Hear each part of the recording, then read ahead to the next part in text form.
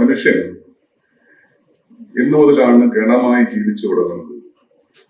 പറ്റമായി ജീവിച്ചു തുടങ്ങുന്ന മനുഷ്യന്റെ ഒരു ചരിത്രമുണ്ട്. പറ്റമായി ജീവിച്ചു തുടങ്ങുന്ന ആ മനുഷ്യ ചരിത്രത്തോടും ഒപ്പം ആരംഭിക്കുന്നതാണ് ഫോക്ലോർ അഥവാ ജനസംസ്കാരം എന്നത്. നമുക്കറിയാം, മനുഷ്യ ചരിത്രം പരിശോധിക്കുമ്പോൾ ഒറ്റകളായി നിന്നിരുന്ന ഒരു ചരിത്രം നമുക്കുണ്ട്. ടി കൊസാമ്പി പറയുന്ന പോലെ പെറുക്കിത്തീനുകളായി നിന്ന മനുഷ്യന്റെ ഒരു ഘട്ടം. അവിടെ നിന്ന് പെറുക്കിത്തിന്നുന്ന മനുഷ്യനിൽ നിന്ന് ക്രിയേറ്റീവായ മനുഷ്യനിലേക്ക് ഒരു ഗതിയുണ്ട്. ഒരു പക്ഷേ ഒരു അഗ്രേറിയൻ കാലഘട്ടത്തിലൂടെ സമാരംഭിക്കുന്ന ഒരുതരം ട്രൈബൽ സ്വഭാവത്തിലുള്ള മനുഷ്യ സമ്പർക്കത്തിന്റെ ഒരു ചരിത്രം. അതോടൊപ്പം തന്നെ സംജാതമാകുന്നതാണ് ഫോക്ലോർ എന്നത്. എന്ന് വെച്ചാൽ കൂട്ടായ എക്സ്പ്രഷന് അത്രത്തോളം ചരിത്രമുണ്ട് എന്നാണ് അർത്ഥം. എന്നാൽ ഇതിൽ നിന്ന് വിഭിന്നമാണ് ഞാൻ രണ്ടാമത് പറയാൻ പോകുന്ന കാര്യം. ഫോക്ലോറിന് ഇത്രമാത്രം പഴക്കമുണ്ടെങ്കിലും ഫോക്ലോറിന് ഞാനിവിടെ വിളിക്കുന്നത് അമേരിക്കൻ ഫോക്ലോറിസ്റ്റായ ഡെൻഡസിന്റെ നിർവചനത്തെ പിൻപറ്റിക്കൊണ്ടാണ്. ഒന്നിച്ച് ജീവിക്കുമ്പോൾ ഒന്നിച്ച് പല കാര്യങ്ങൾ ഷെയർ ചെയ്യും. ആ ഷെയറിങ്ങിന്റെ ഫലമായിട്ടുള്ള എല്ലാവിധ എക്സ്പ്രഷനെയും ഫോക്ലോർ എന്ന് വിളിക്കുന്നു. കേവലമായ പഴംപാട്ട്, കൊട്ടൽ, ചേലവാരി ചുറ്റൽ എന്നുള്ളതിനപ്പുറത്ത് ഗ്രൂപ്പായ ഏത് എക്സ്പ്രഷനെയും, ഫോക്കിന്റെ ഏത് എക്സ്പ്രഷനെയും ഫോക്ലോറായി പരിഗണിക്കാം എന്നുള്ള നിർവചനത്തിൽ നിന്നുകൊണ്ടാണ് ഞാൻ ഫോക്ലോർ എന്ന ഒരു ടെർമിനോളജി, അല്ലെങ്കിൽ ഞാൻ പറയുന്ന ടെർമിനോളജിയുടെ അർത്ഥത്തെ ഉത്പാദിപ്പിക്കാൻ ശ്രമിക്കുന്നത്. അങ്ങനെയെങ്കിൽ ഞാൻ ഈ സൂചിപ്പിച്ച മനുഷ്യന്റെ ഈ ഗണബോധ ചരിത്രം മുതൽ ഫോക്ലോർ ആരംഭിക്കുന്നുണ്ട്. നൂറ്റാണ്ടുകളുടെ ചരിത്രം ഫോക്ലോറിനുണ്ട് എന്നർത്ഥം. എന്നാൽ ഫോക്ലോർ പഠനം എന്നത് തീർത്തും ആധുനികമായ ഒരു ഡിസിപ്ലിൻ ആണ്. ഇതൊരു വൈരുദ്ധ്യമായി നമുക്ക് തോന്നാം. കാരണം വളരെ സാവേര്യതയിൽ തന്നെ ആരംഭിക്കുന്ന ഫോക്ലോറുകൾ, പക്ഷെ അവയെ പഠിക്കേണ്ടതുണ്ട്, അതിനെ ഒരു ജ്ഞാന പദ്ധതിയായി മനസ്സിലാക്കേണ്ടതുണ്ട് എന്ന് തോന്നി തുടങ്ങിയ ഘട്ടം പാശ്ചാത്യ ആധുനികതയുടെ ഘട്ടം ആണ്. അതുകൊണ്ട് നമ്മളിന്ന് പറയുന്ന മറ്റു പല വിജ്ഞാന ശാഖകളെക്കാൾ പുതിയ വിജ്ഞാന ശാഖയാണ് ഫോക്ലോറിസ്റ്റിക്സ്. ഫിസിക്സിനേക്കാൾ പുതിയതാണ് എന്നാണ് ഞാൻ പറഞ്ഞതിന്റെ അർത്ഥം. കാരണം ആധുനിക കാലത്ത് ഫിസിക്സ് എന്ന് പറയുന്ന വിഷയം റീഡിഫൈൻ ചെയ്യപ്പെടുന്നുണ്ടെങ്കിലും അതിനു മുമ്പേ ഫിസിക്സ് ഉണ്ട്, അതിനു മുമ്പേ ഫിലോസഫി ഉണ്ട്, അതിനു മുമ്പേ സൈക്കോളജി ഉണ്ട്. പക്ഷെ ഫോക്ലോറിസ്റ്റിക്സ് ഇല്ല. പക്ഷെ നമ്മുടെ ധാരണയിൽ നമ്മൾ തോന്നുന്നത് ഫോക്ലോറിസ്റ്റിക്സ് കൊണ്ടേ ഉള്ളതാണ്. കാരണം പഴംപാട്ടുകളുടെ ലോകമൊക്കെയാണല്ലോ, അത് പാമ്പാട്ടുകളുടെ ഒക്കെ ലോകമാണ്, ജിപ്സികളുടെ ഒരു നെട്ടോട്ടമാണ്. ഇങ്ങനെ ഒരു ആന്തരിക അർത്ഥത്തെ ചേർത്ത് വെച്ചിട്ട് ഫോക്ലോറിസ്റ്റിക്സ് പണ്ടേ ഉണ്ട് എന്ന് തോന്നും. സത്യത്തിൽ ഫോക്ലോറിസ്റ്റിക്സ് തീർത്തും പുതിയ ഒരു വിജ്ഞാന ശാഖയാണ്. കൃത്യമായി പറഞ്ഞാൽ 18-19 നൂറ്റാണ്ടുകളിൽ യൂറോപ്പിൽ ആരംഭിക്കുന്ന ഒരു വിജ്ഞാന ശാഖയാണ് ഫോക്ലോറിസ്റ്റിക്സ് എന്നത്. ആധുനികതയുടെ ഉൽപ്പന്നം എന്ന നിലയിൽ ഉണ്ടായ ജ്ഞാന പദ്ധതി എന്ന നിലയിൽ ഈ വിജ്ഞാന ശാഖയെ മനസ്സിലാക്കുമ്പോൾ ആധുനികതയുടെ എല്ലാ പെർസ്പെക്റ്റീവും ഈ വിജ്ഞാന പദ്ധതിയുടെ അടിയടനായി വന്ന് ഭവിച്ചിട്ടുണ്ട്. ആധുനികതയുടെ എല്ലാ തരത്തിലുമുള്ള നോട്ടപ്പാടുകൾ, ആധുനികതയുടെ പോസിറ്റീവ് അംശങ്ങളും ആധുനികതയുടെ നെഗറ്റീവ് അംശങ്ങളും എല്ലാം കലർന്നൊഴുകുന്നുണ്ട് ഈ വിജ്ഞാന പദ്ധതിയുടെ മെത്തഡോളജി എന്ന് പറയാം. ഈ ആദ്യകാലത്തെ ഫോക്ലോർ പണ്ഡിതരൊക്കെ ഈ ഫോക്കിനെയൊക്കെ നിർവചിക്കുന്നത് നോക്കിയാൽ ഇത് മനസ്സിലാവും. What is meant by folk, what is folklore എന്നൊക്കെയുള്ള ചെറുതും വലുതുമായിട്ടുള്ള ലേഖനങ്ങളിലൊക്കെ ഇത് കാണാം. ആരാണ് ഫോക്ക് എന്ന് ആദ്യകാലത്ത് പറഞ്ഞിരുന്നത് ഡൗൺ റോഡ് പീപ്പിൾ ആണ് ഫോക്ക് എന്നാണ്. പെസന്റ് ജനതയാണ് ഫോക്ക്, കറുത്ത വർഗക്കാരാണ് ഫോക്ക് എന്ന നിലയിലാണ് ഫോക്കിനെ ഡിഫൈൻ ചെയ്തിരുന്നത്. ഈ പറയുന്ന കൂട്ടായ്മയുടെ പാട്ടോ കഥയോ മാത്രമാണ് ഫോക്ലോർ എന്ന് ധരിച്ചിരുന്നു. മറ്റ് എക്സ്പ്രഷനെ ഒന്നും ഫോക്ലോറായി ആദ്യകാലത്ത് പരിഗണിച്ചിരുന്നില്ല. അതിന് ചില കാരണങ്ങളൊക്കെ ഉണ്ട് കേട്ടോ. അങ്ങനെ പോകാൻ സമയമില്ലാത്തതുകൊണ്ട് ഞാൻ സ്കിപ്പ് ചെയ്ത് പോവുകയാണ്. കാരണം പാട്ട്, കഥ എന്നൊക്കെ പറയുന്നത് നേരത്തെ തന്നെ എണ്ണപ്പെട്ട അറിവടയാളങ്ങളാണ്. Poetry, novel പോലെയൊക്കെയുള്ള സമ്പർക്കങ്ങൾ മുഖ്യധാരയിൽ ഉടലെടുത്തിട്ടുണ്ട്. അതിന് സമാനമായി ഇവർക്ക് എന്തുണ്ട്? അപ്പോൾ ഫോക്ക് ടെയിലുണ്ട്. നമുക്ക് അതിനെ അറിവായി പരിഗണിക്കാം. ഇപ്പോഴത്തെ പോയട്രിയുടെ വലിയൊരു ചരിത്രമുണ്ട്. ആ പോയട്രിക്ക് സമാനമായി ഈ പറയുന്ന കൂട്ടങ്ങൾക്കുള്ളത് കവിതയാണ്, നാടോടിപ്പാട്ടാണ്. അതുകൊണ്ട് അത് നമുക്ക് എണ്ണിയെടുക്കാം. അതുകൊണ്ട് നമ്മൾ പഴയകാല ഫോക്ലോർ പഠനങ്ങളുടെ കളക്ഷനുകൾ പരിശോധിക്കുമ്പോൾ ഒന്നുകിൽ ഫോക്ക് ടെയിൽസ് ആവും, അല്ലെങ്കിൽ ഫോക്ക് സോങ് ആവും. നമ്മൾ ഇന്ന് പറയുന്ന പുതിയ പുതിയ വിചാരങ്ങളും വിചാരധാരകളും എക്സ്പ്രഷനും ഒക്കെ ഫോക്ലോറായി പരിഗണിച്ചു തുടങ്ങിയിട്ട് കുറച്ചു കാലം മാത്രമേ ആയുള്ളൂ. ഇപ്പോൾ പുതിയ ഫോക്ലോർ പഠിതാക്കളായിട്ടുള്ള ബെൻ ആമോസിന്റെ പഠനങ്ങൾ, റിച്ചാർഡ് ബൗമാൻ പോലെയുള്ള പഠനങ്ങളൊക്കെ നോക്കുമ്പോൾ അടുത്ത കാലത്ത് വായിച്ചൊരു പുസ്തകത്തിൽ ബെന്നാമോസും അതേപോലെ തന്നെ ബഹുമാനവും ഒക്കെ എഡിറ്റ് ചെയ്ത ബുക്കിൽ ഗോസിപ്പിനെ ഫോക്ലോറായി പരിഗണിക്കാൻ ശ്രമിക്കുന്നു. എങ്ങനെയാണ് ഗോസിപ്പ് ഫോക്ലോറായി തീരുന്നത്? ഒരു എസ്സേയുടെ പേര് ഗോസിപ്പ് എന്നാണ്. പുതിയൊരു ജാനർ രൂപീകൃതമായി വരികയാണ്. ഗോസിപ്പ് എങ്ങനെയാണ് ഫോക്ലോറായി തീരുന്നത്? എങ്ങനെയാണ് മറ്റുള്ളവരെ കുറിച്ചുണ്ടാക്കുന്ന കഥകൾ, നിറം പിടിപ്പിച്ച കഥകൾ ഫോക്ലോറായി തീരുന്നത്? എങ്ങനെയാണ് ഊമത്തപ്പ് എങ്ങനെ ഫോക്ലോറായി തീരുന്നു? ഈ കേശവന്റെ വിലാപങ്ങളിൽ മൂന്നും പറയുന്നുണ്ടല്ലോ, കലിങ്ങിൽ വെറുതെ ഇരുന്ന് പറയുന്ന മനുഷ്യന്മാരെ കുറിച്ച്, ഒരു പണിയുമില്ലാതെ കലിങ്ങിൽ ഇരുന്ന് വർത്തമാനം പറയുന്ന യുവാക്കളെ കുറിച്ച് പറയുന്നുണ്ട്. വളരെ പ്രധാനപ്പെട്ട പരിപാടികളൊന്നും ഊമക്കത്ത് എഴുതുക എന്നുള്ളതാണ്.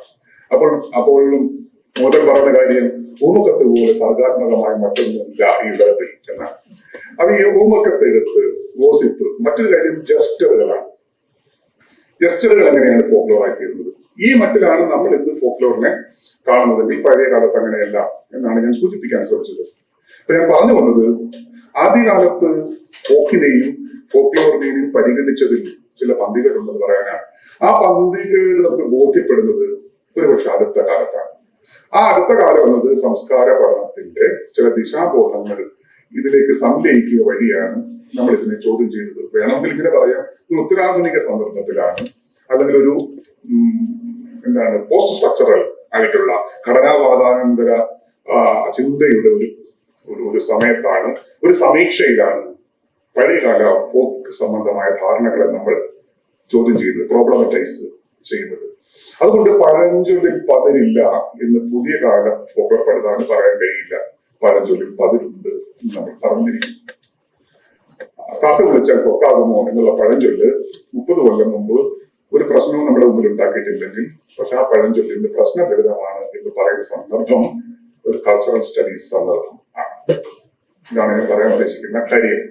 കാരണം എന്താണ്? ഇത് ജനസംസ്കാരം തന്നെയാണ്. എന്തുകൊണ്ട് ജനങ്ങളുടെ എല്ലാ തരത്തിലുമുള്ള പ്രശ്നമാലകൾ ഫോക്ലോറിലും അടയിരിക്കുന്നു. അതുകൊണ്ട് ഫോക്ലോർ എന്നത് സംശുദ്ധിയുടെ ഒരു ഏർപ്പാടാണ് എന്ന് പറയുന്ന ഒരു പഴകിയ വാദമുണ്ട്. പഴകിയ എന്ന് പറഞ്ഞുകൂടെ ഇപ്പോഴും ശക്തമായി നിൽക്കുന്ന വാദമാണ്. ഫോക്ലോറിലേക്ക് മടങ്ങുക എന്നൊരു ലേഖനം അടുത്ത കാലത്തും വായിക്കേണ്ട. ഇങ്ങനെ മടങ്ങാനൊന്നും കഴിയില്ല. ഇങ്ങനെ മടങ്ങിയ ജാതിയിലേക്ക് മടങ്ങുക എന്നുകൂടിയാണ് അർത്ഥം. പക്ഷെ ഇതിനെ മനസ്സിലാക്കുന്നത്, ഇത് 100% പ്യൂരിറ്റിയുള്ള, എല്ലാം തികഞ്ഞ, വളരെ ഫെർട്ടൈലായ, വളരെ ഉർവരപരമായിട്ടുള്ള, എല്ലാം തികഞ്ഞ 100% മൂല്യമുള്ള ഒന്നിലേക്കുള്ള യാത്രയാണ് ഫോക്ലോറിക്കുള്ള യാത്ര എന്നുള്ള ധാരണ നമ്മുടെ നാട്ടിൽ നിൽക്കുന്നുണ്ട്. അതുകൊണ്ടാണ് ഫോക്ലോറിസ്റ്റ് എന്ന് വെച്ചാൽ സഞ്ജീവ് തൂക്കി വയനാട്ടിലേക്ക് പോവുക എന്നുള്ള ധാരണയിൽ നിന്ന് നമ്മളെപ്പോഴും വിമോചിതം ആയിട്ടില്ല. ഇപ്പോൾ ഫോക്ലോർ ഗവേഷണങ്ങളൊക്കെ സൂക്ഷിച്ചു നോക്കുന്ന ഒരാളെന്ന നിലയിൽ, ആ ഏരിയയിൽ വരുന്ന പഠനങ്ങൾ നോക്കുന്ന ആളെന്ന നിലയിൽ മനസ്സിലാകുന്ന കാര്യം, ഈ പറയുന്ന അടിയാധാരങ്ങളിൽ നിന്ന്, ഈ പറയുന്ന പഴഞ്ചൻ നോട്ടങ്ങളിൽ നിന്ന് നമ്മുടെ ഗവേഷണങ്ങൾ ഒട്ടും മുന്നോട്ട് പോകുന്നതായി തോന്നുന്നില്ല. നേരത്തെ അനീറ്റയും കവിതയൊക്കെ പറഞ്ഞ് തുടർച്ചയായിട്ടും പറയുകയാണ്, എങ്ങനെയാണ് ഡിസിപ്ലിനറി സ്വഭാവത്തിലേക്ക് വരുമ്പോൾ ഈ പഴഞ്ചൻ സംഗതി വെച്ചുകൊണ്ടാണ് നമ്മൾ ചെയ്യാൻ ശ്രമിക്കുന്നത്. ഒരു സ്ഥലത്തേക്ക് പോകുന്നു, ഡേറ്റ എടുത്ത് കുത്തിക്കെട്ടിയാൽ തീസസ് ആയി എന്ന രീതിയിൽ നമ്മൾ ധരിക്കുന്നു. അതിന് പുറത്തൊരു അറിവ് നിർമ്മാണം സാധ്യമാവുന്നതേയില്ല. ഒരു കൾച്ചറൽ സ്റ്റഡീസ് പെർസ്പെക്റ്റീവോട് കൂടി, ഞാൻ കൾച്ചറൽ സ്റ്റഡീസ് പെർസ്പെക്റ്റീവ് എന്ന് പറയുന്നത് ചില പ്രത്യേക ഉദ്ദേശത്തിലാണ്. നമുക്കറിയാം, ഇംഗ്ലണ്ടിൽ ഇങ്ങനെ ഒരു പഠനശാഖ വികസിച്ചു വരുന്ന ഒരു ചരിത്രം ഉണ്ട്. സംസ്കാരത്തെ കുറിച്ച് പറയുന്നതെല്ലാം സംസ്കാര പഠനമല്ലല്ലോ. സാംസ്കാരികമായ നിലയിൽ അതിനെ കുറിച്ച് പറയുന്നതാണ് സാംസ്കാരിക പഠനം. കൾച്ചറലി ഉള്ള നോട്ടമാണ്, കൾച്ചറിനെ കുറിച്ചുള്ള നോട്ടമല്ല. ഏത് കാര്യത്തെയും സംസ്കാരം എന്ന നിലയിൽ നോക്കിക്കൊണ്ട് വിമർശബുദ്ധിയായി നോക്കി കാണുന്നതിനെയാണ് നമ്മൾ കൾച്ചറൽ സ്റ്റഡീസ് എന്ന് വിളിക്കുന്നത്. ആദ്യകാലത്തെ റൈമണ്ട് വില്യംസ് എഴുത്തായാലും, E.P. തോമസൺ ആയാലും, റിച്ചാർഡ് ഹോഗാർട്ട് ആയാലും, ഇവരൊക്കെ ചെയ്യുന്ന വർക്കിന്റെ അടിയടറിൽ അതൊരു അക്കാഡമിക് ആയിട്ടുള്ള കാര്യം മാത്രമായിരുന്നില്ല. വയോജന വിദ്യാഭ്യാസ രംഗത്ത് പ്രവർത്തിച്ചതിന്റെ ചരിത്രം അവർക്കുണ്ട്. അല്ലെ? വീണ്ടും മാർക്സ് പറയുന്ന പോലെ വീണ്ടും അന്യവൽക്കരിക്കപ്പെടുന്ന സാധാരണ ജനങ്ങളോടുള്ള ഒരു കരുതൽ എന്ന നിലയിൽ ഉണ്ടായി വന്ന വിസ്ഫോടനാത്മകമായ ഒരു ഇടതാപബോധത്തിൽ നിന്നുണ്ടായി വരുന്നതാണ് കൾച്ചറൽ സ്റ്റഡീസ്. പക്ഷെ അത് യൂണിവേഴ്സിറ്റിയിലേക്ക് വരുമ്പോഴത്തേക്ക് സ്വഭാവമൊക്കെ മാറി. ഞാനും മാഷോട്ടെന്ന് പറയുകയായിരുന്നു, കുറെ കീവേഡുകൾ ഉപയോഗിച്ച് കഴിഞ്ഞാൽ കൾച്ചറൽ സ്റ്റഡീസ് പഠനമായി എന്ന് നമ്മളും തെറ്റിദ്ധരിച്ചു തുടങ്ങുന്നു. ഏറ്റവും അടിയറയിൽ നിൽക്കുന്ന മനുഷ്യർക്ക് വേണ്ടി, കീഴാള ജനതയ്ക്ക് വേണ്ടി, ഡൗൺ റോഡൻ പീപ്പിളിന് വേണ്ടി, തൊഴിലാളി വർഗത്തിന് വേണ്ടിയൊക്കെയുള്ള ഒരു കരുതലിന്റെ നോട്ടമാണ് സത്യത്തിൽ കൾച്ചറൽ സ്റ്റഡീസിന്റെ ഏറ്റവും മുൾമുന, ന്യൂക്ലിയസ് എന്ന് പറയുന്നത്. അതുകൊണ്ട് തന്നെയാണ് കാര്യങ്ങളെല്ലാം പ്രോബ്ലമറ്റൈസ് ചെയ്യാൻ ശ്രമിക്കുന്നത്. വിമർശ ബുദ്ധിയോടെ കാര്യങ്ങളെ നോക്കാൻ ശ്രമിക്കുന്നതും അതുകൊണ്ടാണ് കാക്ക വിളിച്ചാൽ കൊക്കാകുമോ എന്നത് നമുക്ക് വെറുതെ വിഴുങ്ങാൻ കഴിയുന്ന പഴഞ്ചൊല്ലതായി തീരുന്നത്. അതുകൊണ്ട് നാട്ടിൽ ഒരു ഉത്സവം നടക്കുമ്പോൾ ഉത്സവത്തിന്റെ ഡേറ്റ, എപ്പോഴാണ് ഉത്സവം കൊടിയേറുന്നത്, ആ ഉത്സവത്തിന് കൊടുക്കുന്ന ഭക്ഷണം എന്തൊക്കെയാണ്, ഇതിന്റെ ചടങ്ങുകൾ കേവലമായി വിവരിച്ചു പോയാൽ അതിനെ ഫോക്ലോർ പഠനമെന്ന് വിളിക്കാൻ കഴിയില്ല. പ്രത്യേകിച്ച് സംസ്കാര പഠനത്തിന്റെ മുദ്രയോട് കൂടി നിന്നുകൊണ്ട് ഇതിനെ വിവരിക്കാനും വ്യാഖ്യാനിക്കാനും കഴിഞ്ഞു എന്ന് വരില്ല. അതിനകത്ത് പ്രവർത്തനക്ഷമമായിരിക്കുന്ന അധികാര ബന്ധങ്ങളെ അഴിച്ചെടുക്കേണ്ടതായി വരും. എന്തുകൊണ്ടാണ് ഇങ്ങനൊരു അനുഷ്ഠാനം സംജാതമായത് എന്നതിലേക്ക് നമ്മൾ ഉള്ളിലേക്ക് ചുഴിഞ്ഞു നോക്കേണ്ടതായി വരും. ഈ പെർഫോമൻസിനെ സാധ്യമാക്കുന്ന സാമൂഹ്യ ബന്ധങ്ങളിലേക്ക് നോക്കേണ്ടതായി വരും. ബന്ധങ്ങളിൽ ബന്ധമില്ലായ്മയും എങ്ങനെയാണ് പ്രവർത്തനക്ഷമമായിരിക്കുന്നത് എന്ന് നോക്കേണ്ടതായി വരും. നിരവധി പേർ ഫോക്ലോർ രംഗത്ത് ഗവേഷണം ചെയ്യുന്നവരെ ഞാൻ ഇവിടെ കാണുന്നു. അതുകൊണ്ടുകൂടിയാണ് ഞാൻ പറയുന്നത്, ഡേറ്റ എടുത്ത് മൃതി അടയുന്നതല്ല ഫോക്ലോർ പഠനമാണത്. ഇവിടെയാണ് നിങ്ങളെ സജ്ജരാക്കാനുള്ള ഒരു ഉപാധി എന്ന നിലയിൽ, ഒരു ജ്ഞാനമണ്ഡലം എന്ന നിലയിൽ സംസ്കാര പഠനം നമ്മോടൊപ്പം വരുന്നത്. സംസ്കാര പഠനം എന്ന് പറയുമ്പോൾ നമ്മൾ ആലോചിക്കണം, അതിനകത്തും പലതരത്തിലുള്ള വളർച്ചയും ഇടർച്ചയും ഉണ്ട്. ആദ്യകാലത്ത് ഇ പി തോംസണും റിച്ചാർഡ് ബൊഗാർട്ടും ഫ്രാൻസ് ഫനാനും ഒക്കെ പറഞ്ഞിരുന്ന കാലത്തിൽ നിന്നൊക്കെ മാറി പോസ്റ്റ് കൊളോണിയൽ പൊസിഷനിൽ നിന്നുകൊണ്ട് നമ്മൾ വേറൊരു തരത്തിലേക്ക് കൾച്ചറൽ സ്റ്റഡീസ് വികസിക്കുന്നുണ്ട്. അതിന്റെ വികസ്വരമായ ഭാവിയെ കുറിച്ച് കൂടിയാണ്. അതിനകത്തും നമ്മൾ ഇടപെടുകയും ചെയ്യേണ്ടതുണ്ട്. ഒരു കല്ലിച്ച ഒരു വിജ്ഞാനധാരയെ അതേപടി അന്ധമായി ഉപയോഗിക്കണം എന്നല്ല ഞാൻ പറഞ്ഞു വരുന്നത്. അത് തരുന്ന ദ്യുതിയെ സമകാലിക പ്രക്രിയയാക്കി മാറ്റേണ്ടത് എങ്ങനെ എന്നതിനെ സംബന്ധിച്ച് ചില ധാരണകൾ നമുക്ക് എടുക്കേണ്ടി വരും. അതുകൊണ്ട് പഴഞ്ചൊല്ലും കഥയും കടങ്കഥയും നാടോടിപ്പാട്ടുകളും അനുഷ്ഠാനങ്ങളും ആചാരങ്ങളും ഒക്കെ വെറുതെ വിവരിക്കാനുള്ള കാര്യമല്ല എന്നും അത് വ്യാഖ്യാനിക്കാനുള്ള കാര്യമാണെന്നും അത് വിമർശ ബുദ്ധിയോടെ കൈകാര്യം ചെയ്യാനുള്ള കാര്യമാണെന്നും ആലോചിക്കേണ്ടതുണ്ട്. കേവലം ഇൻഫർമേഷനുകളല്ല അവ ഇന്റർപ്രറ്റ് ചെയ്യേണ്ടതുണ്ട്, അവയെ ക്രിട്ടിക്ക് ചെയ്യേണ്ടതായി ഉണ്ട്. ഇതാണ് എന്റെ സംസാരത്തിന്റെ ഒന്നാം ഭാഗം. 1 മണിക്കൂർ കൊണ്ട് പറയണമെന്ന് വിചാരിച്ച ഭാഗമാണ് ഇങ്ങനെ 5 മിനിറ്റ് കൊണ്ട് ചുരുക്കുന്നത്.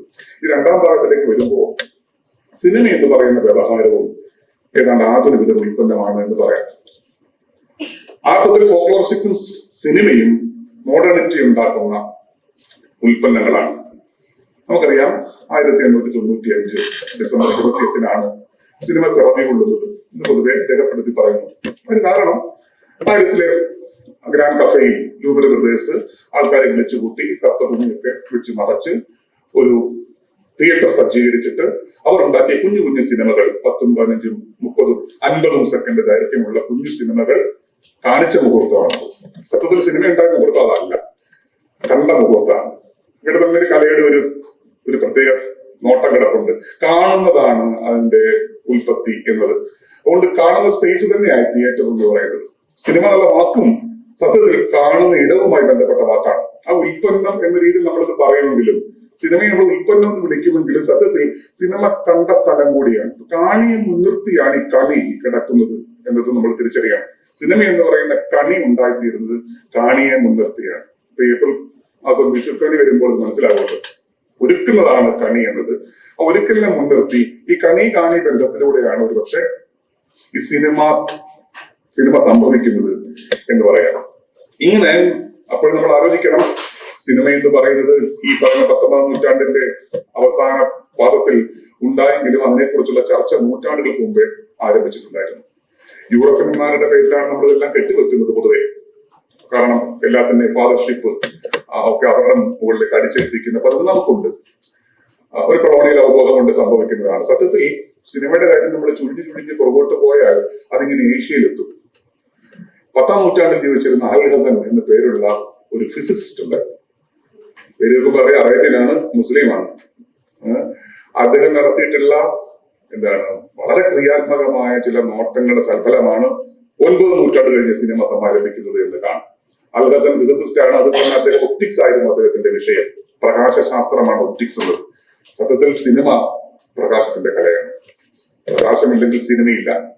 കാരണം കണ്ണുകളിലേക്ക് പ്രകാശം അടിച്ചുകൊണ്ടാണ് നമ്മൾ സിനിമ കാണുന്നത് തന്നെ. സിനിമ ഷൂട്ട് ചെയ്യണമെങ്കിൽ പ്രകാശം വേണം.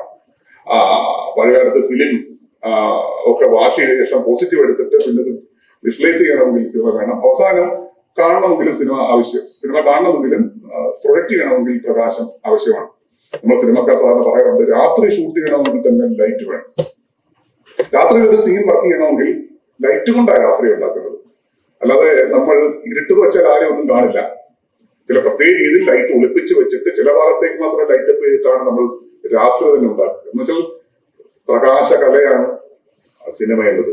ഇത് അതുകൊണ്ടാണ് ഒപ്റ്റിക്സിനെ കുറിച്ചുള്ള 2 വാല്യങ്ങളുടെ ഒരു പുസ്തകം അൽ ഹസൻ അന്ന് പബ്ലിഷ് ചെയ്തിരുന്നു. അതിന്റെ പേര് ബുക്ക് ഓഫ് ഒപ്റ്റിക്സ് എന്നാണ്. ബുക്ക് ഓഫ് ഒപ്റ്റിക്സിലാണ് സത്യത്തിൽ ഈ സിനിമയുടെ സൂക്ഷ്മ രൂപമായിട്ടുള്ള ചില അംശങ്ങളെ കുറിച്ചുള്ള ആദ്യ രേടുകൾ കിടക്കുന്നത്. ഒരു കഥ പോലെ പറഞ്ഞാൽ, അദ്ദേഹത്തെ കുറിച്ചൊരു കുറിപ്പ് വായിച്ചിട്ട് ഞാനൊരു കഥയാക്കി ഇങ്ങനെ പറയാറുണ്ട്. സാധാരണ അദ്ദേഹം രാവിലെ മുതൽ ലാബിൽ പോകും. ലാബിൽ പോയി അദ്ദേഹത്തിന്റെ ഈ പറയുന്ന അന്വേഷണങ്ങൾ നടക്കുന്നു, ഗവേഷണങ്ങൾ നടക്കുന്നു. ഉച്ചയാകുമ്പോൾ അദ്ദേഹം ഭക്ഷണം കഴിച്ചിട്ട് ഒരു തകരമടിച്ച ഒരു പഴയൊരു വീട്ടിൽ വന്നിട്ട് ഇങ്ങനെ വളർന്നു കിടക്കും. അങ്ങനെ ഒരു ദിവസം അങ്ങനെ കിടന്നപ്പോ മുകളിലേക്ക് നോക്കുമ്പോൾ ഒരു കാഴ്ച, ഈ തകരമടിച്ച മേൽക്കൂരയിൽ ഒരു സുഷിരം വീണിരിക്കുന്നു. ആ സുഷിരത്തിനുള്ളിലൂടെ ഒരു ലൈറ്റ് ബീം താഴേക്ക് വീഴുന്നു. ഒരു ആകസ്മികതയാണ് കേട്ടോ. ഈ ആകസ്മികതയാണ് പിന്നീട് പിൻഹോൾ ക്യാമറ എന്ന് പറയുന്ന ആശയത്തിലേക്ക് അദ്ദേഹത്തെ നയിക്കുന്നത്. പുറത്തുള്ള സൂര്യൻ എന്ന് പറയുന്ന സോഴ്സ്, ആ സോഴ്സ് ലൈറ്റ് ഒരു ചെറിയ സുഷിരത്തിലൂടെ അകത്തേക്ക് വീഴുകയും അതൊരു വെളിച്ച വൃത്തമായി മാറുകയും ചെയ്യുന്നു. എന്തുകൊണ്ടെന്ന് അദ്ദേഹം ആലോചിക്കുകയാണ്. മാത്രമല്ല, ഇനി പുറത്തൊരു കാഴ്ച പറയാം. സിനിമ ഭാഷയെ പറഞ്ഞാൽ കട്ട് ചെയ്തിട്ട് ഇനി പുറത്ത് ഈ മേൽക്കൂരയ്ക്കും സൂര്യനും ഇടയ്ക്കുള്ള ഈ സുഷിരത്തിന്റെ മേൽഭാഗത്ത് ചില വൃക്ഷത്തലപ്പുകളും ചില വള്ളികളും ഒക്കെ അനങ്ങുമ്പോ ഇതിന്റെ ഷെയ്ഡ് താഴെ. എന്തുകൊണ്ട് എന്ന് അദ്ദേഹം ആലോചിക്കുന്നു. എന്തുകൊണ്ടെന്നുള്ള ആലോചനയാണ് പിൻഹോൾ ക്യാമറ എന്ന ആശയത്തിലേക്ക് പിന്നീട് ഭവിക്കുന്നത്. അങ്ങനെ നോക്കിയാൽ സിനിമയുടെ ഉത്പാദകത്വത്തിൽ ഏഷ്യക്കാരന് പങ്കുണ്ട് എന്ന് പറയാം. ഇതിന്റെ പലതരത്തിലുള്ള റെവലേഷൻസ് ആണ് പിന്നീട് ബൾബിന്റെ കണ്ടുപിടുത്തമായി, ലെൻസിന്റെ കണ്ടുപിടുത്തമായി ഒക്കെ വരുന്നത്. ഇതോടൊപ്പം തന്നെ മറ്റു ചില ഊർജ്ജതന്ത്ര തത്വങ്ങളും ഇപ്പം നമ്മൾ പറയത്തില്ലേ, ദൃഷ്ടിസ്ഥായിത, സെൻസ് ഓഫ് വിഷൻ പോലെയുള്ള സംഗതി, ഫീ ഫിനോമിനൻ പോലെയുള്ള സംഗതി. സത്യത്തിൽ സിനിമ ഉണ്ടാകുന്നത് ലാബിലാണ് എന്ന് പറയാം. നമ്മൾ ഇന്ന് ഒരു സിനിമാക്കാരൻ വരുന്നു വെച്ചാൽ അർത്ഥം തടിയും മുടിയൊക്കെ നീട്ടി വളർത്തിയ കലാകാരൻ വരുന്നു എന്നാണ് അർത്ഥം. 100 വർഷം മുമ്പ് സിനിമാക്കാരൻ വരുന്നു വെച്ചാൽ അർത്ഥം സയന്റിസ്റ്റ് വരുന്നു എന്നാണ്. ഈ വ്യത്യാസം വലിയ വ്യത്യാസമാണ്. അന്നൊരു സയന്റിഫിക് പ്രോഡക്റ്റ് ആണ് സിനിമ, ഇന്നൊരു വർക്ക് ഓഫ് ആർട്ടാണ്. ഈ ഒരു 100 കണക്കെടുത്ത് നോക്കിയാൽ 135 വർഷം മാത്രമേ സിനിമയ്ക്ക് പഴക്കമുള്ളൂ. പക്ഷേ 135 വർഷം കൊണ്ട് സിനിമയുണ്ടാക്കിയ കുതിച്ചാട്ടമുണ്ടല്ലോ, ലോകത്തുള്ള മറ്റെല്ലാ കലകളെക്കാളും ജനകീയവും ജനപ്രിയവുമായ മീഡിയമായി സിനിമ മാറിച്ചേരുന്നുണ്ട്. ആദ്യകാലത്ത് ലൂമിയർ ബ്രദേഴ്സ് കേവലമായി പകർത്തുക, നമ്മളിതിനെ ഡോക്യുമെന്റിങ് എന്നാണ് പറയുക. ഡോക്യുമെന്ററി എന്ന് പോലും പറയാറില്ല. കാരണം ഡോക്യുമെന്ററിക്കകത്ത് ഒരു സ്റ്റോറി ടെല്ലിംഗ് ഉണ്ട്, ഒരു നറേഷൻ ഉണ്ട്. മറ്റത് അങ്ങനെയില്ല. കേവലമായ നിശ്ചിതമായ അകലത്തിൽ ക്യാമറ വെച്ചിട്ട് വെറുതെ പകർത്തുക. പാരീസിലെ തിരക്കുള്ള തീവണ്ടി ഓഫീസിലേക്ക് ഒരു ട്രെയിൻ വന്ന് നിൽക്കുന്നു, 40 സെക്കൻഡ്. ആദ്യകാലത്ത് മലയാളി കണ്ട അല്ലെങ്കിൽ ലോകം കണ്ട സിനിമ ഒന്നതാണ്. മറ്റൊന്ന് ഇളയ ലൂമിയറിന്റെ മകന്റെ മുടി ഒരു ബാർബർ വെട്ടുന്നു, 30 സെക്കൻഡ്, വേറൊരു സിനിമ. ഇവർ അച്ഛൻ ലൂമിയറിന്റെ, ഫാദർ ലൂമിയറിന്റെ വലിയൊരു ഫാക്ടറി ഉണ്ടായിരുന്നു. ഫാക്ടറിയിൽ നിന്ന് വൈകുന്നേരം 5 മണിക്ക് സൈറം മുഴങ്ങുമ്പോൾ തൊഴിലാളികൾ മൊത്തം പുറത്തേക്ക് ഇറങ്ങുന്നു. ലോകം കണ്ട ആദ്യത്തെ സിനിമ അതാണ്. തൊഴിലാളികൾ പുറത്തേക്ക് ഡോർ തുറക്കുന്നു, ഫാക്ടറിയുടെ പുറത്തേക്ക് ആൾക്കാർ ഇങ്ങനെ ഇറങ്ങുന്നു. ശബ്ദമില്ല, നിറവുമില്ല എന്നറിയാം. അത് സൈലന്റ് ഇറ, നിശബ്ദ സിനിമയുടെ കാലഘട്ടമാണ്. അതുകൊണ്ടാണ് പിന്നീട് ടാക്കീസ് എന്ന് പറയുന്നത്. ശബ്ദ സിനിമയുടെ മറ്റൊരു ഘട്ടം തൊട്ട് പിന്നാലെ വരുന്നുണ്ട്. ഞാൻ പറഞ്ഞു വരുന്നത് സിനിമയുടെ വിസ്തരിച്ച് പറയേണ്ട ചില കാര്യങ്ങളുണ്ട്. പക്ഷെ ഞാൻ പറയാൻ വരുന്നത്, സിനിമ കേവലം ഡോക്യുമെന്റിൽ നിന്ന് മാറി സിനിമ എന്ന് പറയുന്ന മാധ്യമത്തിന്റെ സാധ്യത ഉപയോഗിച്ചുകൊണ്ട് ചില കാര്യങ്ങളെ നറേറ്റീവ് എന്ന നിലയിൽ അവതരിപ്പിക്കാൻ കഴിയുമോ എന്നൊരു ആലോചന തൊട്ടു പിന്നാലെ സംഭവിക്കുന്നുണ്ട്. അവിടെ മുതലാണ് ഇതൊരു ആർട്ടിലേക്കുള്ള ഒരു വഴിയായി തീരുന്നത്. കേവലമായിട്ടുള്ള പകർത്തൽ, കേവല ഫോട്ടോഗ്രാഫി എന്നതിനപ്പുറത്ത് അതിലൂടെ ഒരു കാര്യം, ഒരു പ്രമേയം അവതരിപ്പിക്കാം എന്ന് പറയുന്ന ഘട്ടം ആരംഭിക്കുന്നുണ്ട്. ഈ ഘട്ടത്തിലാണ് സിനിമയും ഫോക്ലോറും തമ്മിലുള്ള ഇന്റർഫേസ് നടക്കുന്നത്. ഈ 2 വ്യവഹാരങ്ങൾ നടക്കുന്ന ഇന്റർഫേസ് ഈ ഘട്ടത്തിലാണ്. എന്ന് വെച്ചാൽ എന്താണ് നമുക്ക് ഡോക്യുമെന്റ് ചെയ്യേണ്ടത്? ഒരു ജനതയുടെ ജീവിതം ചിത്രീകരിക്കാം. വെള്ളക്കാരായിട്ടുള്ള സിനിമാക്കാർ കറുത്തവർക്കാരെ ഷൂട്ട് ചെയ്യാൻ പോകും. അവരുടെ ജീവിതം എന്താണെന്നൊക്കെ അതിലെ ഇഷ്യൂസ് ഒക്കെ അവർക്ക് വേണ്ടി ചർച്ച ചെയ്യാം. ഓരോ സിനിമ എടുത്ത് ചർച്ച ചെയ്യാം. അങ്ങനെ കണ്ട നോട്ടം ശരിയായിരുന്നു, അത് ആ നോട്ടം മുകളിൽ നിന്നുള്ള നോട്ടമല്ലേ, അത് വെള്ളക്കാരന്റെ ആണധികാര നോട്ടമല്ലേ എന്നൊക്കെയുള്ള ചോദ്യങ്ങൾ അടുത്ത ഘട്ടത്തിൽ നമുക്ക് ചോദിക്കാം. എന്തായിരുന്നാലും ഫോക്ലോറുമായിട്ടൊരു ഇന്റർഫേസ് നടക്കുകയാണ്. ഈ ഘട്ടത്തിൽ എടുത്തു പറയേണ്ട പ്രധാനപ്പെട്ട ഒരു ഡോക്യുമെന്ററി ഉണ്ട്, ഫ്ലഗർട്ടിയുടെ നാനുക്ക് ഓഫ് ദി നോർത്ത് എന്ന് പറയുന്ന സിനിമ. എസ്കിമോകളുടെ ജീവിതം ആവിഷ്കരിക്കുകയാണ്. ഉത്തര ധ്രുവത്തിൽ താമസിക്കുന്ന എസ്കിമോകളുടെ ജീവിതം. ആ സിനിമ ഇപ്പോഴും കണ്ടാൽ നല്ല രസമാണ് കേട്ടോ. അത് നിങ്ങൾ കാണാൻ ശ്രമിക്കണം. നാനോക്ക് പേരുള്ള ഒരാളെ ഈ പറയുന്ന സ്കീമോയെ മുൻനിർത്തിക്കൊണ്ട് തന്നെ ഉണ്ടാക്കുന്ന ഒരു ഡോക്യുമെന്ററി ആണത്. ഇങ്ങനെ നിരവധിയായ ഡോക്യുമെന്ററികൾ വരുന്നു. ഏതെങ്കിലും ഒരു വംശീയ സമൂഹത്തെ, ഒരു എത്നിക് ഗ്രൂപ്പിനെ മനസ്സിലാക്കിക്കൊണ്ട് അവിടെ പോയി ജീവിച്ചുകൊണ്ട് അവരോട് ഒത്തു നിന്നിട്ട് ചില ആൾക്കാർ വെറുതെ പോട്ടെന്ന് ഷൂട്ട് ചെയ്യുകയാണ്, ചില ആൾക്കാർ കുറച്ചുകൂടി അവരുടെ കൂടെ ജീവിച്ച്, നമ്മൾ ഫോക്ലോറിസ്റ്റിക്സിൽ പറയും ഈ പാർട്ടിസിപ്പേറ്ററി മെത്തേഡ് എന്ന് പറയും, കുറച്ചുനാൾ അവരുടെ ഒത്തു ജീവിക്കുക, ജീവിച്ചിട്ട് അവരുടെ കാര്യങ്ങളൊക്കെ മനസ്സിലാക്കി അതിനെ അപ്രമാണീകരിക്കുക. ആദ്യകാലത്ത് ചെറിയ ഫിലിമായിരുന്നു ഉണ്ടായിരുന്നത്, പിന്നീട് വലിയ ഫിലിം സ്റ്റോക്കുകൾ കണ്ടുപിടിക്കുന്നു, നീളത്തിലുള്ള ഫിലിം സ്റ്റോക്കുകൾ, ദീർഘമേറിയിട്ടുള്ള സിനിമ ഉണ്ടാക്കാൻ കഴിയുന്ന, ഇങ്ങനെ പലതരത്തിലുള്ള അന്വേഷണങ്ങളും പരീക്ഷണങ്ങളും നടക്കുന്നു. ഞാനതൊന്നും പറയുന്നില്ല. എന്തായിരുന്നാലും ഫോക്ലോറുമായി ബന്ധപ്പെട്ടാണ് സിനിമ നറേറ്റീവ് ആരംഭിക്കുന്നത്. സിനിമയിലെ ഒരു നറേറ്റീവ് ആരംഭിക്കുന്നത് ഫോക്ലോർ എന്ന് ഉപയോഗിച്ചിട്ടാണ്. ചില ഫോക്ക് സമൂഹത്തെ ഷൂട്ട് ചെയ്യുക, ചിലപ്പോൾ അവരുടെ കലാരൂപമായിരിക്കും ഷൂട്ട് ചെയ്യുക, അവരുടെ അനുഷ്ഠാനമായിരിക്കും ഷൂട്ട് ചെയ്യുക, ചിലപ്പോൾ അവർ നായാടുന്നതായിരിക്കും ചിത്രീകരിക്കുക. അതിലൊക്കെ തന്നെ പാശ്ചാത്യ നോട്ടമുണ്ട് കേട്ടോ. ഞാൻ എന്റെ വിഷയം അതുകൊണ്ട് ഞാൻ അതിലേക്ക് കടക്കുന്നില്ല. മറ്റൊരു ഘട്ടമാണ് നമ്മൾ ഇന്ന് സിനിമ എന്ന് പറയുമ്പോൾ നമ്മൾ ഉദ്ദേശിക്കുന്നത് ഫീച്ചർ സിനിമയാണല്ലോ, കഥ പറയുന്ന സിനിമയാണല്ലോ. കഥ പറയുന്ന സിനിമ എന്ന് പറയുന്നത് സിനിമ ചരിത്രത്തിൽ തന്നെ പ്രധാനപ്പെട്ട ഒരു നാഴികക്കല്ലാണ്. കഥ പറയുന്ന സിനിമ എങ്ങനെ ഉണ്ടാക്കാം എന്ന് ആദ്യഘട്ടത്തിൽ ആലോചിക്കുമ്പോൾ എല്ലാവരും അങ്കലാപ്പിലാവുന്നുണ്ട്. എങ്ങനെയാണ് സിനിമയെ വെച്ച് കഥ പറയാൻ പറ്റുക? അപ്പോഴും കുറുക്കുപണിയാണ് ആദ്യം ചെയ്യുന്നത്, സൂത്രപ്പണിയാണ് അവർ ചെയ്തത്. കഥ പറയാനുള്ള മെത്തേഡാണ് കൂടെ സ്ക്രീൻ പ്ലേ എന്നൊക്കെയുള്ള സംഗതി പിന്നീട് വികസിച്ചു വരുന്ന കാര്യമാണ്. സിനിമയ്ക്ക് ഒരു ഭാഷയുണ്ട് എന്നൊക്കെ ഉള്ളത് തെളിഞ്ഞു വരുന്നതേ ഉള്ളൂ. പക്ഷേ സിനിമയിലൂടെ കഥ പറയാൻ കഴിയുമോ? അപ്പോൾ അവർ ചെയ്ത കാര്യം, അന്ന് യൂറോപ്പിലാകെ നിരവധി നാടക സംഘങ്ങളുണ്ട്, ദിവസേന നാടകങ്ങൾ കളിക്കപ്പെടുന്ന തിയേറ്ററുകളുണ്ട്, ബാലെ, ഒപ്പേറ പോലെയുള്ള സംഘങ്ങളുണ്ട്. അവരുമായിട്ട് നാടകം കളിക്കും, അത് ഫ്രണ്ടിൽ കൊണ്ട് ക്യാമറ വെച്ച് നോക്കുക. 1 മണിക്കൂർ നാടകമാണെങ്കിൽ 1 മണിക്കൂർ നാടകം ഷൂട്ട് ചെയ്യാം. പക്ഷെ പ്രശ്നം, നാടകക്കാർ അവിടെ ശബ്ദം ഉണ്ടാക്കുന്നുണ്ട്, ഫിലിമിൽ ഇത് പകരുന്നില്ല. അതിനും മനുഷ്യൻ കുറിപ്പഴി കണ്ടുപിടിച്ചു. ഇത് ഷൂട്ട് ചെയ്തിട്ട് ലൈവായിട്ട് കൊണ്ട് കാണിക്കുമ്പോൾ ഡബ് ചെയ്യുക. ഡബിങ് മീൻസ് ലൈവായിട്ട് ശബ്ദം കൊടുക്കുക. കാക്കാരശ്ശി നാടകക്കാർ ചെയ്യുന്നത് പോലെ സൈഡിൽ ഇരുന്ന് ഉറച്ചു പറയുക. മ്യൂസിക്കോ ലൈവ് ഓർക്കസ്ട്ര വരും. 3 വർഷം മുമ്പ് ഈ ഓർമ്മയിലേക്ക് വെളിച്ചം വീശിക്കൊണ്ടാണ് ഈ പഴയ സിനിമ പ്രദർശിപ്പിച്ചിരുന്നത്. ആരും കണ്ടോ ഉണ്ടാവണം. അന്ന് ഒരു പുതിയ സിനിമ കാണിച്ചിട്ട് ഒരു വയലിനിസ്റ്റ് ഒക്കെ വന്നു. എന്നിട്ട് ആ തിയേറ്ററിൽ ഇരുന്നിട്ട്, കൈകളി തിയേറ്ററിൽ നിന്നിട്ട് ലൈവ് വായിക്കുന്നു, ഡയലോഗുകൾ താഴെ ഇരുന്ന് പറയുന്നു. ഈ ഓർമ്മയിലേക്ക് വെളിച്ചം വീശിയതാണ്, ഒരു റെട്രോ ചെയ്യാൻ ശ്രമിച്ചതാണ് അവർ. ഇങ്ങനെയാണ് കഥ പറയുന്ന സിനിമ ഉണ്ടാക്കാൻ ശ്രമിച്ചത്. പക്ഷെ കുറച്ചു കഴിഞ്ഞപ്പോ ആളുകൾ ഇങ്ങനെ കാണിച്ച സിനിമകളൊക്കെ തന്നെ അപ്പോഴേക്കും സിനിമ ഇൻഡസ്ട്രി ആയിട്ട് വളർന്നിരുന്നു കേട്ടോ. കൂടാര സിനിമയുടെ കാലമാണത്, ടെന്റ് സിനിമ. കാരണം ഇങ്ങനെ ഉണ്ടാക്കുന്ന സിനിമകൾ കാണിക്കാൻ വേണ്ടി സിനിമാ സംഘങ്ങൾ സർക്കസുകാർ പോകുന്നവരെ പോകും, അവിടെ പോയി ടെന്റ് അടിക്കുന്നു, നാട്ടിൽ മൊത്തം വിളിച്ചറിയിക്കുന്നു, ആൾക്കാരെല്ലാം സിനിമ കാണാൻ വരുന്നു, കാണിക്കുന്നു. അപ്പൊ കാണിക്കുമ്പോൾ കഥ മനസ്സിലാകാൻ വേണ്ടിയാണ് ഞാൻ നേരത്തെ പറഞ്ഞ സെറ്റപ്പ്. മ്യൂസിക് കക്ഷികളൊക്കെ ഒരു സൈഡിൽ ഇരിക്കുന്നു, ഡയലോഗ് പറയുന്നവർ അപ്പുറത്തിരിക്കും. ഇങ്ങനെ ചെയ്തുകൊണ്ടിരുന്നു. പക്ഷെ വർദ്ധിച്ച വീര്യത്തോടുകൂടി ആൾക്കാർ വീണ്ടും വീണ്ടും വന്നു. കാരണം ഒരു മാന്ത്രിക അനുഭവമാണല്ലോ. ആന്ദ്രേ ബസിൻ പറയുന്നുണ്ട്, സിനിമയെ ആദ്യം ആൾക്കാർ ഭയക്കുകയാണ് ചെയ്തത്. ആദ്യം തീവണ്ടി ഓഫീസിലേക്ക് ട്രെയിൻ വന്ന് നിൽക്കുന്ന ദൃശ്യം കണ്ടിട്ട് ആൾക്കാർ മോഹാലസ്യപ്പെട്ട് പുറത്തേക്ക് മറിഞ്ഞു. നമ്മൾക്ക് ഇന്ന് നിൽക്കുമ്പോൾ ചിരിയാണ് വരിക, പക്ഷേ അവരുടെ ആ ഭീതിയിൽ കാര്യമുണ്ടായിരുന്നു. കാരണം പുതിയൊരു യാഥാർത്ഥ്യം അനുഭവിക്കുകയായിരുന്നു അവർ. ബസിൻ പറയുന്നത്, അവർ മറിഞ്ഞത് തങ്ങളിരിക്കുന്ന സ്ഥലത്തേക്ക് തീവണ്ടി വന്നു എന്നുള്ള ഭീതി മാത്രമല്ല, ഒരു സ്ഥലം, ഒരു അപര സ്ഥലം കാലം തെറ്റി ഇവിടെ സംഭവിക്കുകയാണ്.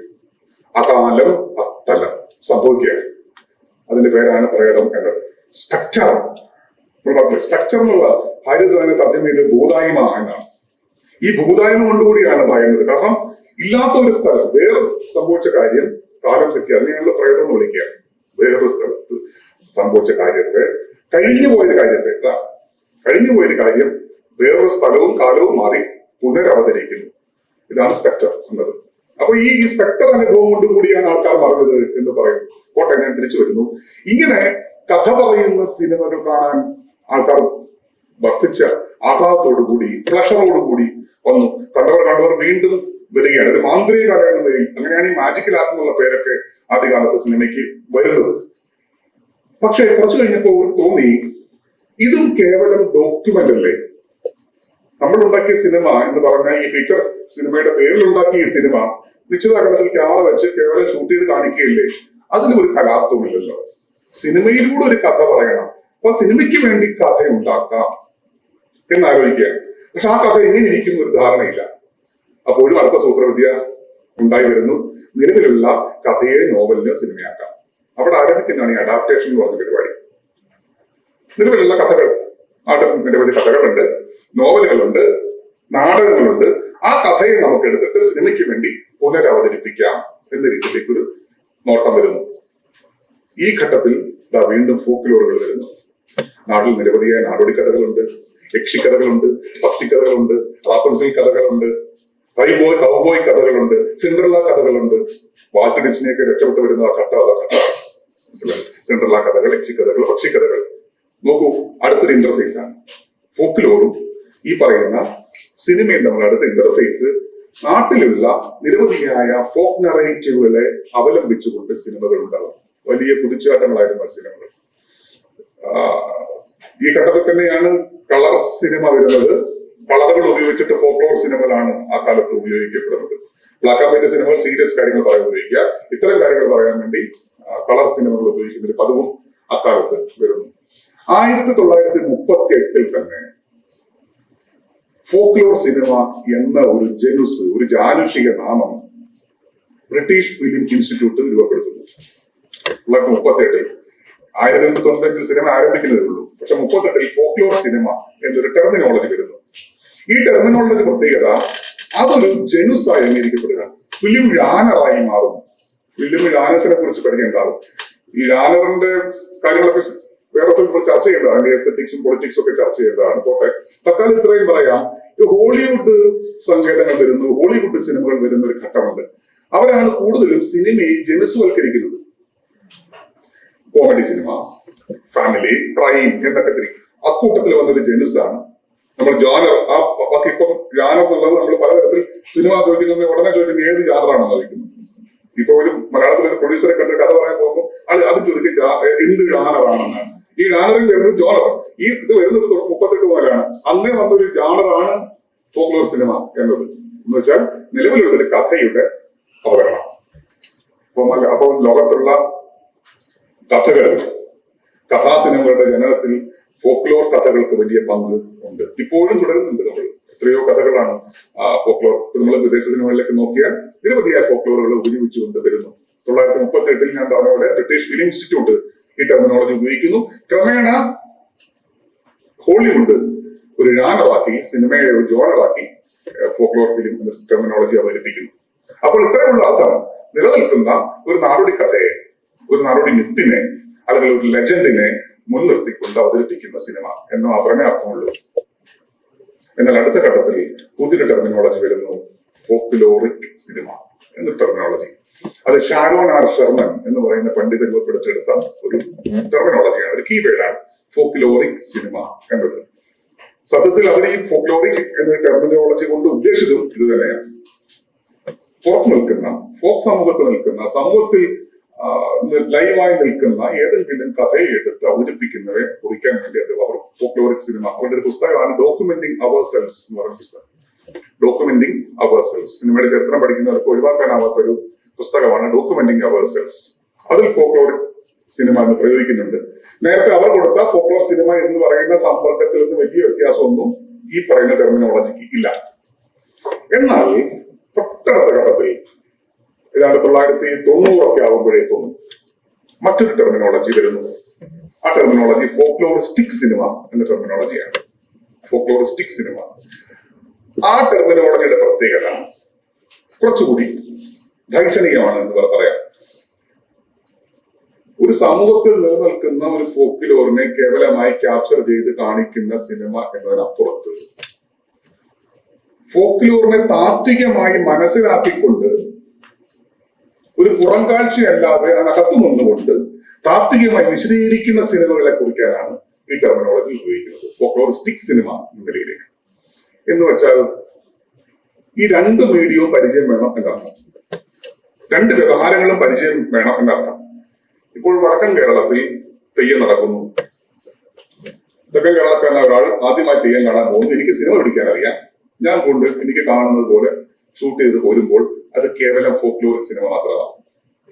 പക്ഷേ ഒരു ഫോക്ലോറിസ്റ്റിന്റെ മനസ്സോടുകൂടി നേരത്തെ തന്നെ തെയ്യത്തിന്റെ ആചാരവിശേഷങ്ങളും മറ്റു വിന്യാസങ്ങളും അതിലെ ജാതി വഴക്കങ്ങളും ജാതി ബന്ധങ്ങളും ഒക്കെ മനസ്സിലാക്കിയ ഒരു ഫോക്ലോറിസ്റ്റിന്റെ മനസ്സോടുകൂടി കാര്യങ്ങൾ മനസ്സിലാക്കുകയും അതനുസരിച്ച് സ്ക്രിപ്റ്റ് ചെയ്യുകയും അത്തരത്തിൽ ഷൂട്ട് ചെയ്ത് വരികയും ചെയ്യുന്ന സിനിമകളെ കുറിക്കാനാണ് ഫോക്ലോറിസ്റ്റ് സിനിമ എന്ന് പറയുന്ന ടെർമിനോളജി അവതരിപ്പിക്കപ്പെട്ടത്. കുറച്ചുകൂടി തത്വനിഷ്ഠമാണത്, കുറച്ചുകൂടി സീരിയസ് ആണത്.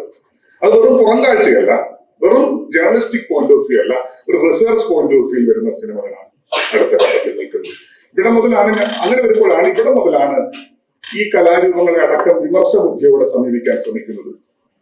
ഞാൻ ആലോചിക്കേണ്ടത് 1950-കളിൽ സംസ്കാര പഠനത്തിന്റെ ചില ദർശനങ്ങൾ യൂറോപ്പിൽ വന്ന് പതിക്കുന്നു. അതിന്റെയൊക്കെ ഒരു ഫ്ലാഷ് കൂടിയാണ് ഇത് എന്ന് ആലോചിക്കണം.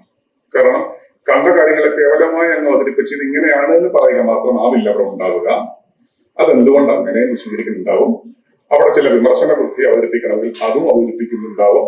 നമ്മൾ നേരത്തെ പറഞ്ഞ പോലെ നമ്മൾ തീസിസ് എഴുതുമ്പോൾ കാണിക്കേണ്ടുന്ന ഒരു ധിഷണയുണ്ടല്ലോ, ആ ധിഷണ ഉൾപ്പെടുന്ന സിനിമ എന്ന് കൂടിയാണ് അർത്ഥം. കുറച്ചൊരു ക്രിട്ടിക്കലായി ഫോക്ലോറിനെ അവതരിപ്പിക്കുന്ന സിനിമ എന്ന് വേണമെങ്കിൽ പറയാം. ഇതാണ് ഫോക്ലോറിസ്റ്റിക് സിനിമ എന്ന ടെർമിനോളജി കൊണ്ട് അർത്ഥമാക്കുക.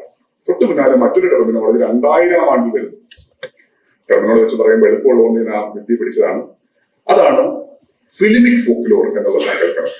ഫിലിമിക് ഫോക്ലോർ എന്നുള്ളത് കുറച്ചുകൂടി ഈ കൾച്ചറൽ സ്റ്റഡീസ് പരമാണ് എന്ന് പറയാം. കൾച്ചറൽ സ്റ്റഡീസ് ഒക്കെ തുറന്നു വരുന്ന ആശയാവലികളുടെ പിൻബലത്തിൽ നിന്നുണ്ടായി വരുന്ന ടെർമിനോളജിയാണ് ഫിലിമിക് ഫോക്ലോർ. എന്ന് ചോദിച്ചാൽ നമ്മൾ ഇതുവരെ പറഞ്ഞത് ഓൾറെഡി പുറത്തു നിൽക്കുന്ന ഒരു ഫോക്ലോറിനെ ഉപജീവിച്ചുണ്ടാക്കുന്ന സിനിമ. അത് വെറും പുറം കാഴ്ചയാണെങ്കിൽ ആദ്യം പറഞ്ഞത്, വളരെ സീരിയസ് ആയി അതിനെ എടുത്തുകൊണ്ട് അതിനെ വിമർശനാത്മകമായി അവതരിപ്പിക്കുന്നതാണെങ്കിൽ ഫോക്ലോറിസ്റ്റിക് സിനിമ. അപ്പോഴും പുറത്തു നിൽക്കുന്ന എന്നാണ്, ഒരു സമൂഹത്തിൽ നിൽക്കുന്ന സിനിമക്കാരൻ ഇവിടെ പുറത്താണ് നിൽക്കുന്നത്. ഈ ഒരു ബന്ധമാണ് നിൽക്കുന്നതെങ്കിൽ ഫിലിമിക് ഫോക്ലോർ എന്നത് പുറത്തങ്ങനൊന്നില്ല, സിനിമയുണ്ടാക്കുന്ന ഫോക്ലോർ എന്നാണ്. സിനിമയിലൂടെ ജനിപ്പിക്കപ്പെടുന്ന സിനിമ ഉൽപ്പാദിപ്പിക്കുന്ന ഫോക്ലോർ എന്നർത്ഥം. സിനിമയും ഫോക്ലോറിനെ ഉണ്ടാക്കിക്കൊണ്ടിരിക്കുന്നു. ഒരു പുതിയ കാഴ്ച ആണ്. അതൊരു ഈ പറയുന്ന ഒരു പെർസ്പെക്റ്റീവാണ്, ഒരു കൾച്ചറൽ സ്റ്റഡീസ് പെർസ്പെക്റ്റീവിലാണ് അങ്ങനെ ഒരു ടെർമിനോളജിയും കീവേഡും രൂപീകൃതമാകുന്നത് ആലോചിക്കണം. എങ്ങനെയാണ് സ്ട്രെയിറ്റൻ ചെയ്ത മുടി എന്നൊരു സങ്കല്പം നമ്മുടെ നാട്ടിൽ ഉണ്ടായിത്തീരുന്നത്? എങ്ങനെയാണ്? സിനിമ ഉണ്ടാക്കിയ ഫോക്ലോറാണ്. സ്ട്രെയിറ്റൻ ചെയ്ത മുടി സൗന്ദര്യത്തിന്റെ ലക്ഷണമാണത്. ഇപ്പോൾ ഹാപ്പി ന്യൂ ഇയർ പോലെ പടം, കിക്ക് പോലൊരു പടം, ഗജനി പോലൊരു പടം, ഓം ശാന്തി ഓം പോലെയുള്ള പടങ്ങളാണ് സിക്സ് പാക്ക് ബോഡി എന്ന ആൺ ശരീര ഫോക്ലോറിനെ ഉണ്ടാക്കുന്നത്. ഒരു പുതിയ മിത്താണ് കേട്ടോ, വാക്ക് പറയുന്ന ഒരു ന്യൂ മിത്താണത്. അതും രോമവിമുക്തമായ ആൺ ശരീരം, ആൺ നെഞ്ച്. പണ്ട് രോമങ്ങൾ നിറഞ്ഞ ആൺ നെഞ്ച് എന്നതിനെ പകരം വെച്ചിട്ട് രോമവിമുക്തമായ ആൺ നെഞ്ചാണ് ആണിന്റെ ബോഡി കൾച്ചർ എന്ന് ധ്വനിപ്പിച്ചത് ഞാൻ ഈ പറഞ്ഞ ഗജനി പോലെയുള്ള, കിക്ക് പോലെയുള്ള, ഓം ശാന്തി ഓം പോലെയുള്ള, പൃഥ്വിരാജിന്റെ അയ്യ പോലെയൊക്കെയുള്ള ചില സിനിമകളാണ് സിക്സ് പാക്ക് ബോഡികളെ കൾച്ചർ കൊണ്ടുവരുന്നത്. സിനിമ ഉൽപ്പാദിപ്പിക്കുന്ന ഫോക്ലോർ എന്നാണ് അർത്ഥം.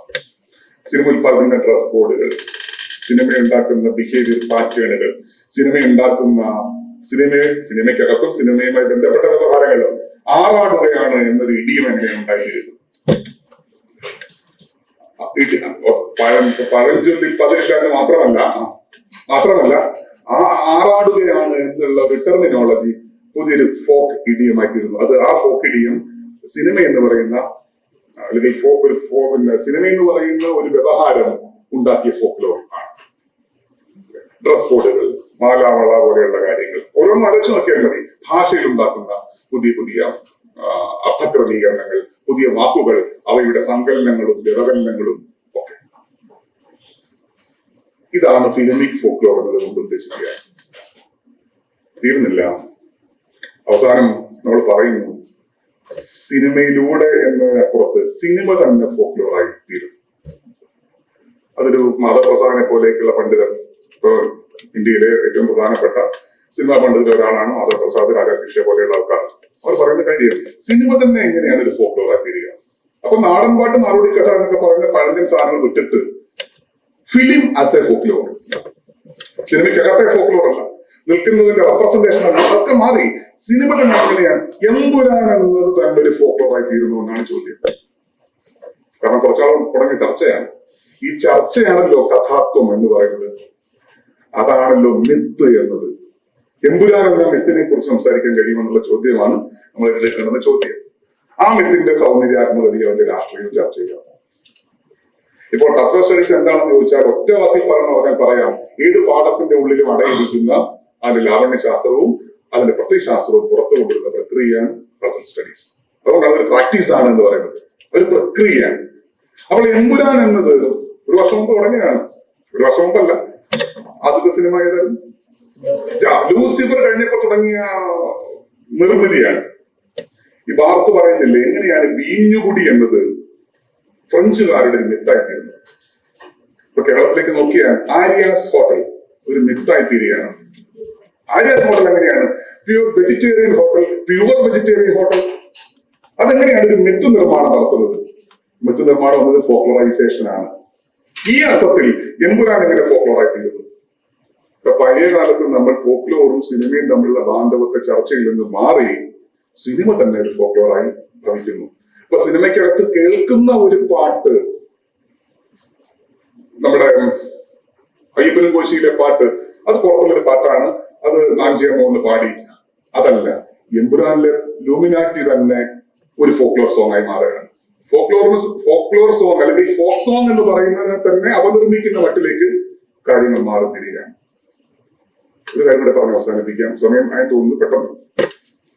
D.L. Ek എന്ന് പറയുന്ന ഒരു പണ്ഡിത, ഡയാന എൽ എക്ക്, പുറത്തുള്ള വിദേശ പണ്ഡിതയാണ്. അവർ ബോളിവുഡ് സിനിമകളെ കുറിച്ച് ദീർഘകാലം ഗവേഷണം ചെയ്യുകയും ഒന്ന് രണ്ട് കാര്യങ്ങൾ പറയുകയും ചെയ്തു. അവരുടെ പറച്ചിലിനെ സാർത്ഥകമാക്കിയത് കൾച്ചറൽ സ്റ്റഡീസ് പെർസ്പെക്റ്റീവ് ആണെന്ന് നോക്കണം. സംസ്കാര പഠന സമീക്ഷയിൽ നിന്നുകൊണ്ടാണ് അവർ കാര്യം പറയുന്നത്. അവരിതാ പറയുന്നത്, ഈ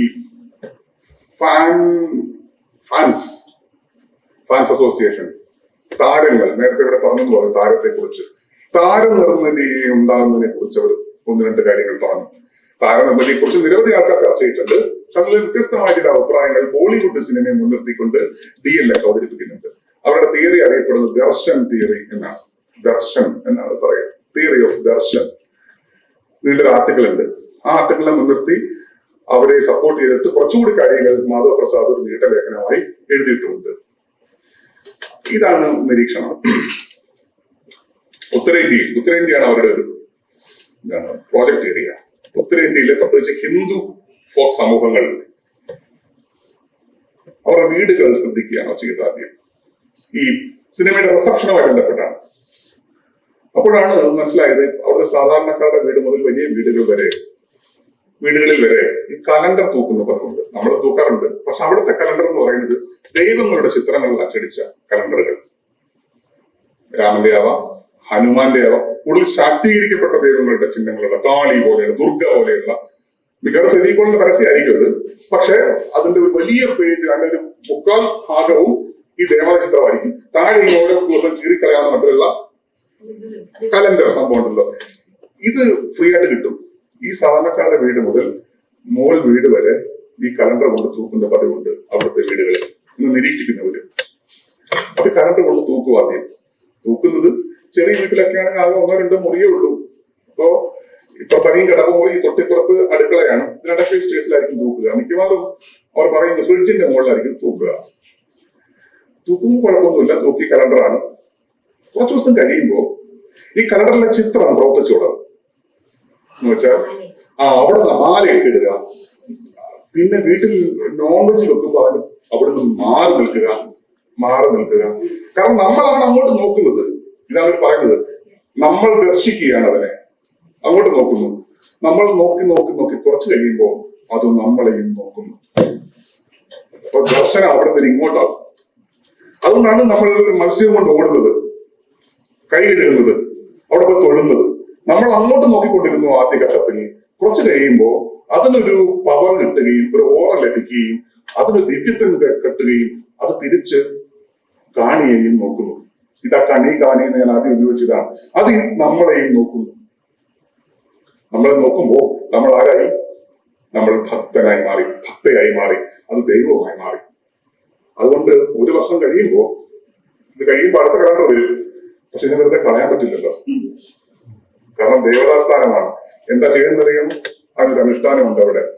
ഇത് ഭവ്യതയോടുകൂടി മടക്കി വെച്ചിട്ട് വീട്ടിലെല്ലാവരും കൂടി പ്രാർത്ഥനയൊക്കെ ചൊല്ലി ആരതി ഒഴിഞ്ഞ് പറ്റിയാൽ ഗംഗയിൽ കൊണ്ടുപോയി നിമജ്ജനം ചെയ്യുന്നു. ഇപ്പോഴും നിൽക്കുന്ന ആചാരമാണ് കേട്ടോ. കാരണം ഇതിന് പവറുണ്ട്.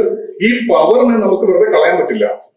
ആ പവറിനെ കൊണ്ടുപോയി എന്താണ് സൊല്യൂഷൻ നടത്തുകയാണ്. അത് നിമജ്ജനം ചെയ്തു. അപ്പോഴും അടുത്ത കലണ്ടർ വരും. ഈ ഒരു റിച്വൽ വെച്ചിട്ട് ഈ നമ്മളൊക്കെ പറഞ്ഞ താര നിർമ്മിതിയെ കുറിച്ച് പറയുകയാണ്. നമ്മൾ നിരന്തരം മോഹൻലാലിനെ സ്ക്രീനിൽ കണ്ടുകൊണ്ടിരിക്കുന്നു. ഇങ്ങനെ കണ്ട് കണ്ട് കണ്ട് കണ്ട് കണ്ട് അയാൾ നമ്മളെയും നോക്കുന്നു എന്ന് വരുന്നു. എമ്പുരാൻ എന്നത് ആ ടെർമിനോളജി തന്നെ കിടപ്പുണ്ട്. നമ്മളെ നോക്കുന്ന തമ്പുരാനായി എമ്പുരാൻ മാറുന്നതാണ്. അപ്പോൾ നമ്മളായി വെറും പ്രേക്ഷകനല്ല, നമ്മൾ ഭക്തനായി മാറുന്നു. നമ്മൾ ഭക്തരാകുമ്പോഴാണ് അവിടെ താരം ഉണ്ടായിത്തീരുന്നത്. അങ്ങനെയാണ് ഈ പറഞ്ഞ ഫാൻസ് എന്ന് പറയുന്ന അസോസിയേഷൻ ഉണ്ടാകുക. സത്യത്തിൽ ഫാൻസ് അസോസിയേഷൻ എന്താണ് ചെയ്യുന്നത്? ഫാൻസ് അസോസിയേഷന്റെ സബ്ജക്ട് പൊസിഷൻ എന്താ? ആരാധിക്കുക അതാണ്. ആ ടെർമിനോളജി നോക്കൂ, താരാരാധന എന്നാണ്. പുതിയ തരം ഫോക്ലോർ ആണത്, ഫോക്ക് റിച്വൽ ആണത്. പഴയകാലത്ത് തമിഴ്നാട്ടിലൊക്കെ ഇപ്പോഴും ഉണ്ട്. തമിഴ്നാട്ടിലൊക്കെ പുതിയ പടം വരുമ്പോൾ രജനിയുടെ ആവാം അല്ലെങ്കിൽ വിജയുടെ ആവാം, വലിയ കട്ടൗട്ട് ഉണ്ടാക്കി വെച്ചിട്ട് വെളുപ്പിനെ പോയി പാലൊഴിക്കുന്നു.